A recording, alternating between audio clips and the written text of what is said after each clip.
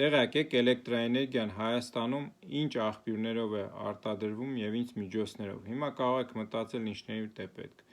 բայց չէ որ էներգետիկ անվտանգությունը ինքնիշխանության կարևոր բաղկացուցիչներից է, և մենք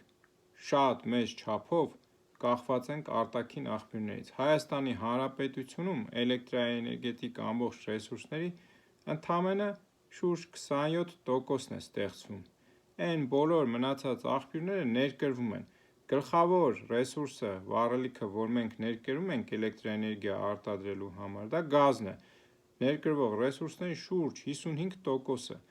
Եվ տեսեք ինչ կառուցվածք ունի Հայաստանի Հանրապետությունում ստեղծվող էլեկտրաէներգիան։ Հիմնական էլեկտրաէներգիան արտադրվում է ջերմակայանների միջոցով, այսինքն այդ արտադրվող էլեկտրաէներգիայի շուրջ 38%-ը, որոնք սնվում են գազային աղբյուրներից, այսինքն Ռուսաստանից ներկրվող գազի հաշվին, փոքր-ինչ էլ Պարսկաստանից։ Մյուսը ատոմակայանն է, որը ստեղծում է, արտադրում է Հայաստանում էլեկտրաէներգիայի 30%-ը։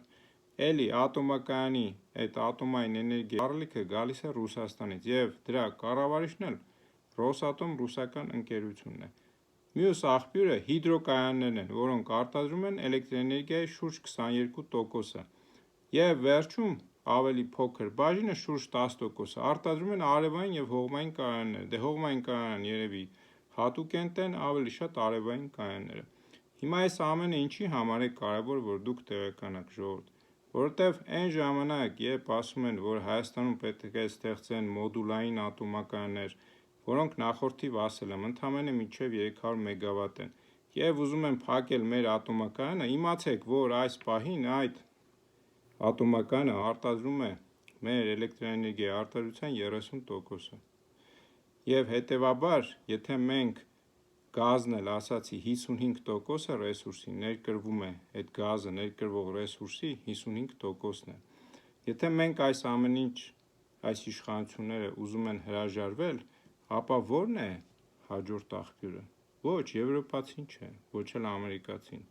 Թուրքիան և Ադրբեջանը։ Այսինքն ձեզ երբ ասում են անկախություն, ինքնիշխանություն և ռուսներին ենք հարկոցում,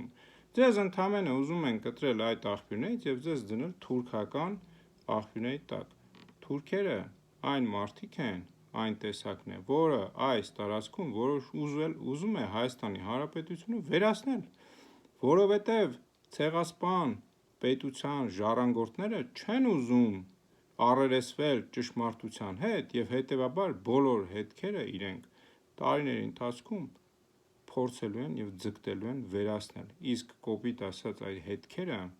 ցեղասպանված ժողովրդի ժառանգները մենք ենք, որոնք պարտավոր են արժանապատվությամբ կրել իրենց պատմության դառը էջերը, հետևություններ անել և այս տարածաշրջանում կառուցել ուժեղ և հզոր պետություն, որը կլինի այն վրեժը, որը մենք կկարողանանք լուծել մեր միլիոնավոր զոհերի և նահատակների համար։ Ժողովուրդ ջան, մի տրվեք խաբկանքներին, լավ եղեք։